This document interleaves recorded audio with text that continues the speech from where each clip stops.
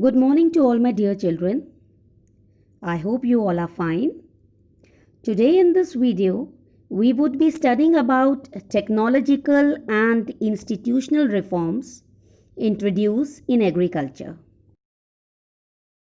Let us begin with the problems faced by farmers in India. Large farmlands, through division of property over several generations, is reduced to small piece of land. Farmers on this small plot of land use primitive methods of agriculture. Since irrigation methods are developed in only some parts of the country, therefore farmers still depend on monsoon and on the natural fertility of the soil to grow their crops. To buy seeds, every year farmers take loan from local money lenders who charges very high rate of interest. Every year farmers pray for good crop. However, they have no way to ensure their crops against destruction by natural forces like fire, drought, flood and diseases. These problems are faced by farmers in India for centuries. These problems lead to poor yield. Many farmers abandon agriculture to find other vocation. However, this is not good for a country like India that has to feed large population. Realizing the importance of new technology and institutions to improve the lot of farmers, the government of India took various steps after independence. The land reforms were initiated in the first 5 years, which aimed to abolish zamindari and consolidate land holdings. The consolidation of land holding involved combining adjacent small fields into single large farm and encouraging individual landowners to do cooperative farming. The government of India introduced major agricultural reforms in 1960s and 1970s that came to be known as Green Revolution. Major highlights were providing high-yielding variety of seeds and fertilizers to farmers and developing large-scale irrigation facilities to allow them to grow 2 crops in a year. There was also White Revolution, which was the biggest dairy development movement.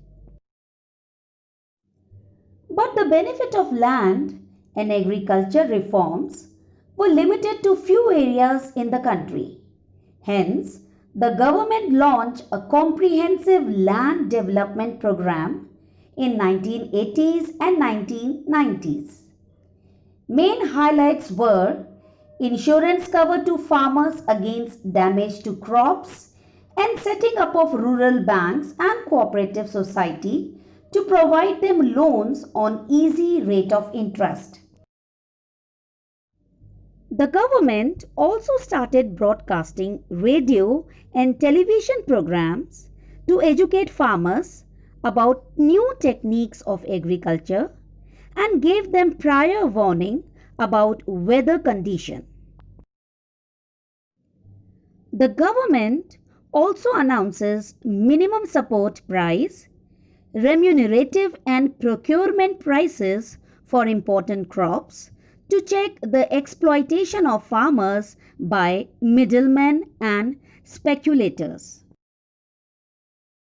The government also launched personal benefit schemes for farmers like Kisan Credit Card that enable farmers to have quick and timely access to affordable credit and personal accident insurance schemes.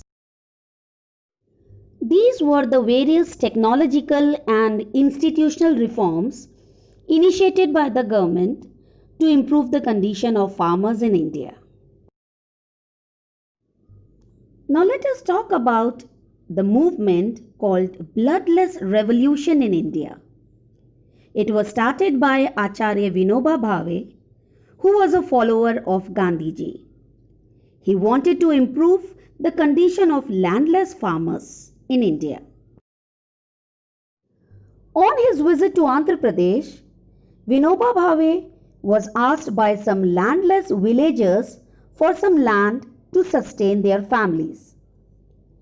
Vinoba Bhave promised them that he would talk to the government. Meanwhile, a local landlord, Ramchandra Reddy, offered to donate 80 acres of land to the landless villagers. And this was the beginning of Bhudan movement.